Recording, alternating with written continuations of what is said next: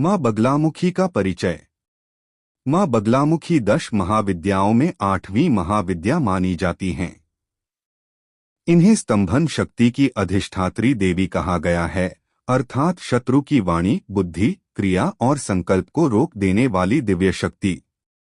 तांत्रिक ग्रंथों में इन्हें पीतांबरा देवी, ब्रह्मास्त्र स्वरूपा तथा वाग्देवता स्तंभिनी भी कहा गया है। पौराणिक उत्पत्ति। पुराणों एवं तंत्र ग्रंथों के अनुसार एक समय संपूर्ण सृष्टि प्रलय के कगार पर थी। चारों ओर अराजकता फैली हुई थी। तब भगवान विष्णु ने हरिद्रा सरोवर, हल्दी के सरोवर में तप किया। उसी हरिद्रा सरोवर से पीतवर्णा देवी प्रकट हुई। वे ही मां बगलामुखी थीं। उनके प्राकट्य मात्र से ही सृष्टि का उथल पुथल शांत हो गया। स्वरूप एवं प्रतीक। मां बगलामुखी का स्वरूप अत्यंत दिव्य एवं रहस्यमय है।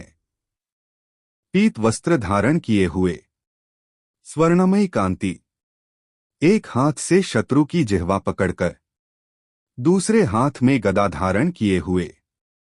यह स्वरूप यह दर्शाता है कि वे नकारात्मक वाणी, असत्य, अहंकार और दुष्ट बुद्धि का स्तंभन करती हैं।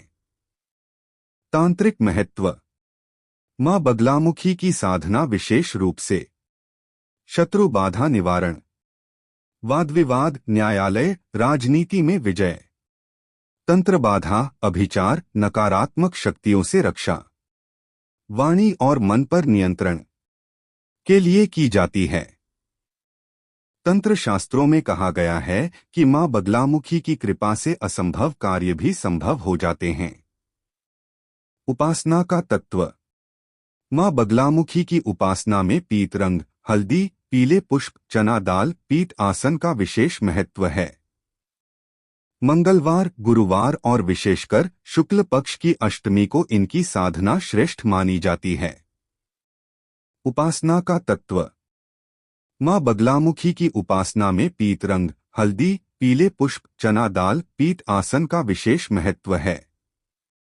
मंगलवार, गुरुवार और विशेषकर शुक्ल पक्ष की अष्टमी को इनकी साधना श्रेष्ठ मानी जाती है। आध्यात्मिक अर्थ।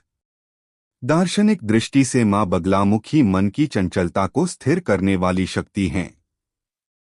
वे बाह्य शत्रुओं से अधिक आंतरिक शत्रुओं, क्रोध, वासना, अहंकार और असत्य का स्तंभन करती हैं। इसीलिए इन्हें साधक की चेतना को स्थिर करने वाली महाविद्या कहा गया है। निष्कर्ष।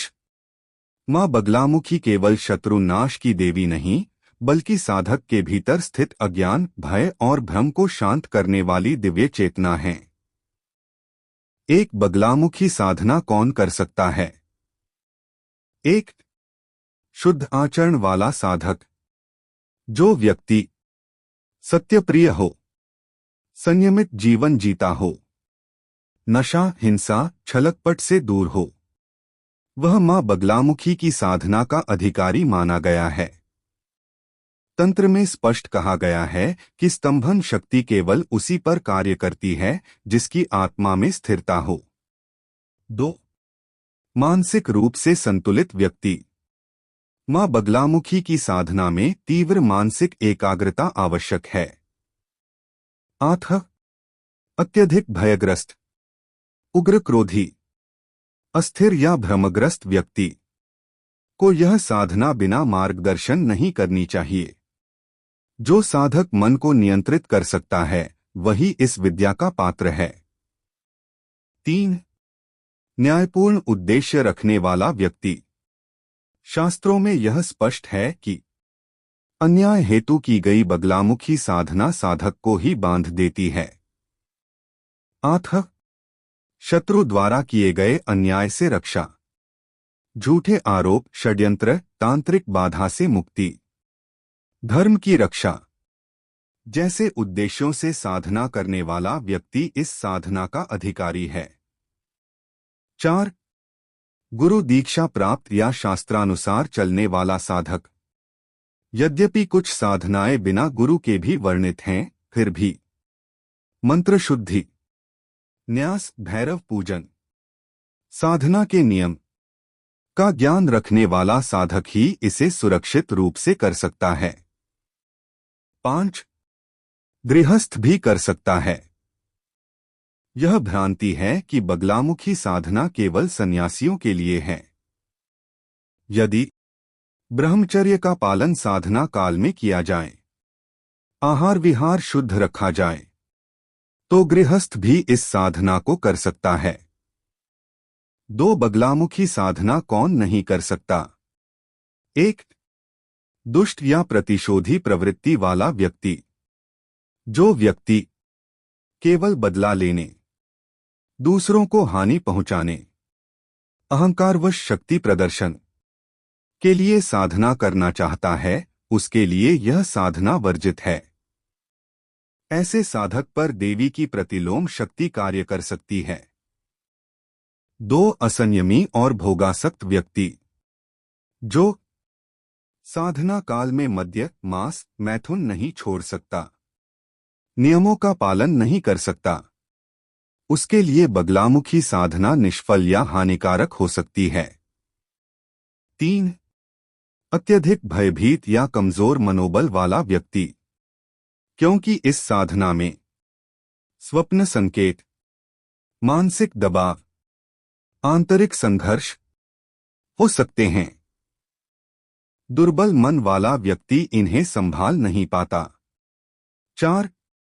मंत्र का उपहास या प्रयोगात्मक दृष्टि रखने वाला व्यक्ति। जो मंत्र को केवल प्रयोग, शक्ति की जांच या दिखावे के लिए जपता है, वह साधक नहीं कहलाता। ऐसे व्यक्ति को यह साधना नहीं करनी चाहिए। 5. स्त्री के विषय में विशेष सावधानी। स्त्रियां भी इस साधना को कर सकती हैं, किंतु रजस्वला अवस्था में बिना योग्य मार्गदर्शन यह साधना नहीं करनी चाहिए। शुद्धता का विशेष ध्यान आवश्यक है। 3. शास्त्रीय संकेत, भावार्थ। तंत्रसार का भावार्थ है, बगलामुखी विद्या तलवार के समान है, जो संभालना जानता है वही इसका उपयोग करे। 4. निष्कर्ष। मां बगलामुखी की साधना शक्ति प्राप्ति का मार्ग है, खेल नहीं। यह साधना शुद्ध साधक को रक्षक बनाती है, अशुद्ध साधक को बांध देती है। जो साधक धैर्यवान, नियमप्रिय, धर्मनिष्ठ हो, वही इस साधना का अधिकारी है। 2. असंयमी और भोगासक्त व्यक्ति। जो साधना काल में मद्य, मांस, मैथुन नहीं छोड़ सकता, नियमों का पालन नहीं कर सकता, उसके लिए बगलामुखी साधना निष्फल या हानिकारक हो सकती है। 3. अत्यधिक भयभीत या कमजोर मनोबल वाला व्यक्ति। क्योंकि इस साधना में स्वप्न संकेत, मानसिक दबाव, आंतरिक संघर्ष हो सकते हैं। दुर्बल मन वाला व्यक्ति इन्हें संभाल नहीं पाता। 4. मंत्र का उपहास या प्रयोगात्मक दृष्टि रखने वाला व्यक्ति। जो मंत्र को केवल प्रयोग, शक्ति की जांच या दिखावे के लिए जपता है, वह साधक नहीं कहलाता। ऐसे व्यक्ति को यह साधना नहीं करनी चाहिए। 5. स्त्री के विषय में विशेष सावधानी। स्त्रियां भी इस साधना को कर सकती हैं, किंतु रजस्वला अवस्था में बिना योग्य मार्गदर्शन यह साधना नहीं करनी चाहिए। शुद्धता का विशेष ध्यान आवश्यक है। 3. शास्त्रीय संकेत, भावार्थ। तंत्रसार का भावार्थ है, बगलामुखी विद्या तलवार के समान है, जो संभालना जानता है वही इसका उपयोग करे। 4. निष्कर्ष। मां बगलामुखी की साधना शक्ति प्राप्ति का मार्ग है, खेल नहीं। यह साधना शुद्ध साधक को रक्षक बनाती है, अशुद्ध साधक को बांध देती है। जो साधक धैर्यवान, नियमप्रिय, धर्मनिष्ठ हो, वही इस साधना का अधिकारी है। मौन की शक्ति, मां बगलामुखी का रहस्यमय उपन्यास। भूमिका। जिस शक्ति का स्वर मौन है, जिसकी विजय बिना युद्ध के होती है और जिसकी कृपा से शब्द स्वयं जड़ हो जाते हैं, वही है मां बगलामुखी। यह उपन्यास केवल एक कथा नहीं, बल्कि साधना, भय, आस्था और अंततः आत्मविजय की यात्रा है। यह कथा उस साधक की है जिसने बाह्य संसार की उथल पुथल से निकलकर मौन की महाशक्ति में शरण ली। अध्याय 1, पीतवर्णी संकेत। मालव अंचल की उस निर्जन पहाड़ी पर पीले पुष्पों की वर्षा हो रही थी। आकाश स्वच्छ था, पर वायु में किसी अनकहे रहस्य की कंपन थी। वहीं एक युवा साधक अद्वैत अपने जीवन की पराजयों से त्रस्त मौन साधना की खोज में भटक रहा था। उसने सुना था, जो वाणी को स्तंभित कर दे वही बगलामुखी है। अद्वैत के जीवन में शब्द ही सबसे बड़े शत्रु बन चुके थे। निंदा, झूठे आरोप, षड्यंत्र। हर ओर से आती वाणी ने उसे भीतर तक तोड़ दिया था। उसी रात स्वप्न में उसने एक दिव्य पीतवस्त्रधारी देवी को देखा, जिनके एक हाथ में मुद्गर था और दूसरे में शत्रु की जिह्वा। देवी ने केवल इतना कहा, यदि मौन साध सको तो मैं प्रकट होंगी। अध्याय 2, गुरु का मौन उपदेश। अगली सुबह अद्वैत पहाड़ी के नीचे बसे एक प्राचीन आश्रम पहुंचा। वहां कोई शोर नहीं था, न घंटा न शंख, केवल मौन।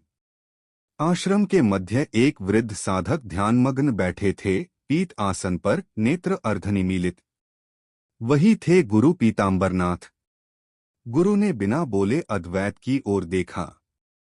वह दृष्टि ही उपदेश थी। कई घड़ियों के मौन के बाद गुरु ने कहा, बगलामुखी की साधना वाणी की नहीं, संकल्प की परीक्षा है।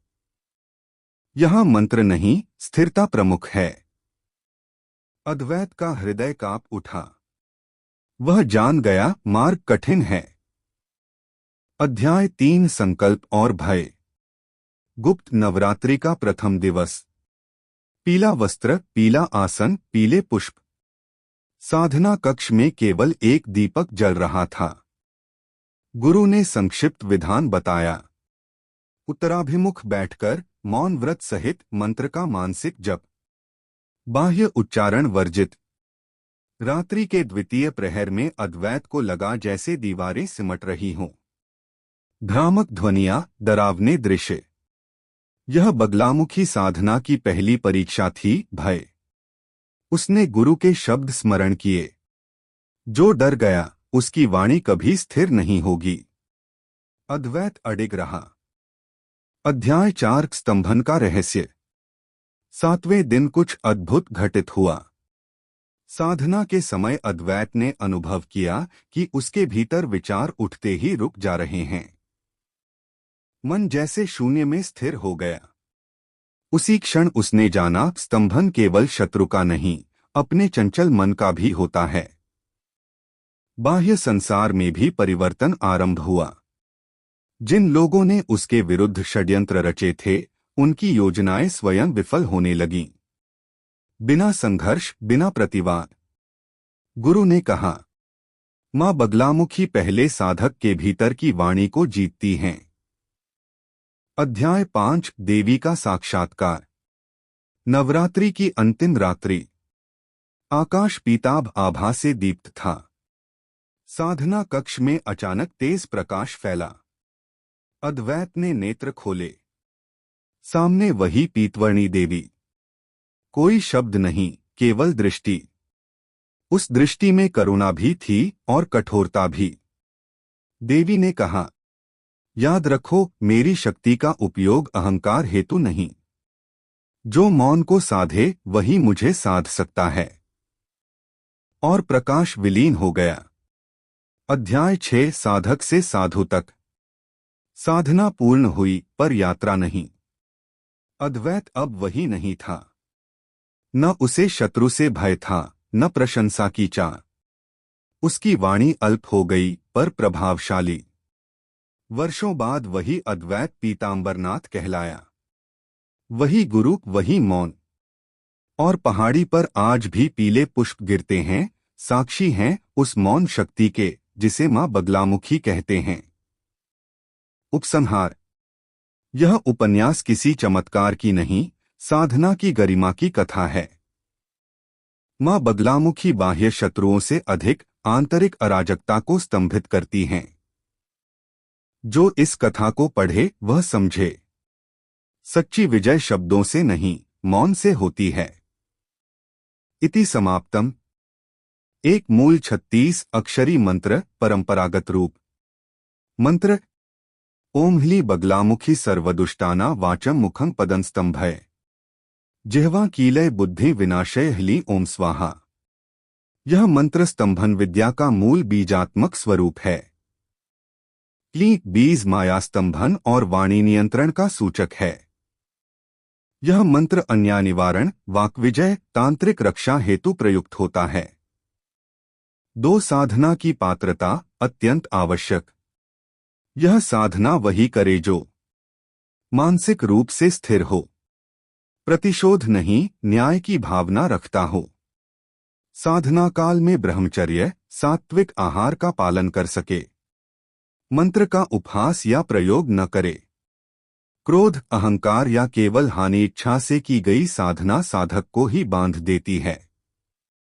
3 साधना का उत्तम समय व काल।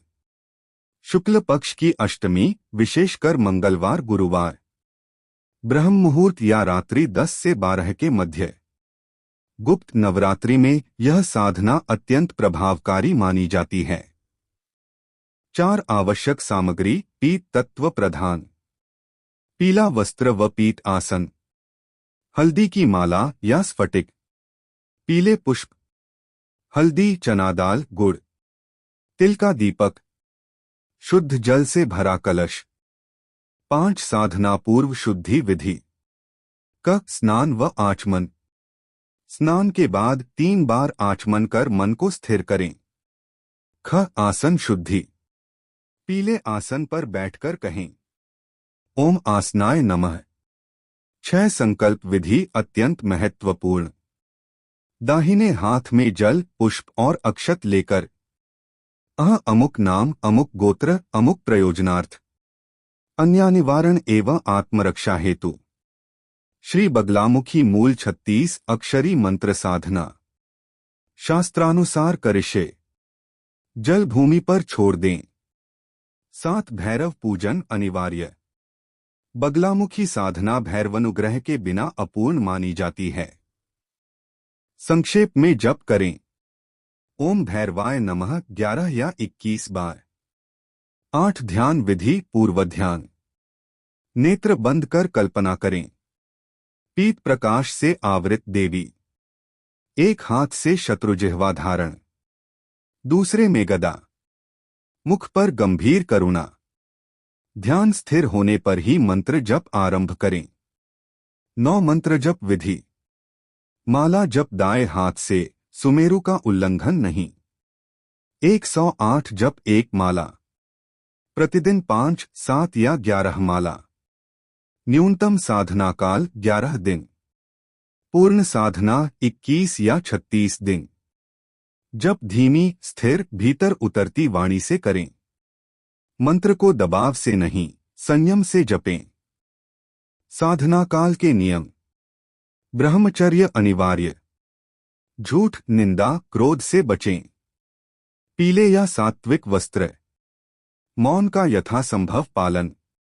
11 हवन यदि संभव हो। अंतिम दिन हल्दी, चना दाल, गुड़ से 108 आहुतियां। प्रत्येक आहुति पर वही मंत्र। 12 साधना के संकेत अनुभव। स्वप्न में पीत प्रकाश।